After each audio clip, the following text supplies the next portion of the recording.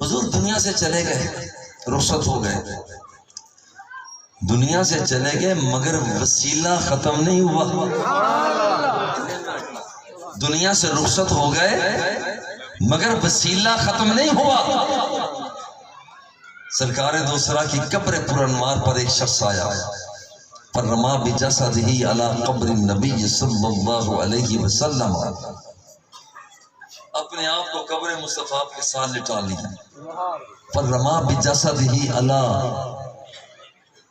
راسہ، قبر مصطفیٰ سے مٹی اٹھا کر اپنے سر پہ ملنا شروع کر دی اور کہتے ہیں حضور قلت فسمعنا، حضور آپ فرماتے رہے ہم سنتے رہے، وفیما انزل علیک، حضور آپ پر ایک رب کا حکم یہ بھی تو نازل ہوا ہے۔ اللہ فرماتا ہے وَلَوْ أَنَّهُمْ إِذْ ظَلَمُوا أَنفُسَهُمْ جَاءُوكَ فَاسْتَغْفَرُوا اللَّهَ وَاسْتَغْفَرَ لَهُمُ الرَّسُولُ لَوَجَدُوا اللَّهَ تَوَّابًا رَحِيمًا، کہ اللہ فرماتا ہے کہ جو جرم کر لیتا ہے، مجھ سے معافی چاہتا ہے اور دروازہ مصطفیٰ پہ آ جاتا ہے اور میرا محبوب اس کی سفارش کر دیتا ہے، میں اس بندے کے سارے گناہوں کو معاف کر دیتا ہوں۔ انہوں نے کہا حضور قد ظلمت نفسی، میں ظلم کر کے آ گیا، استغفر اللہ،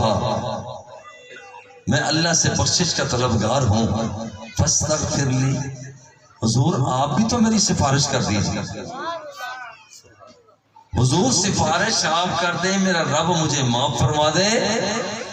فنودیا من قبر النبی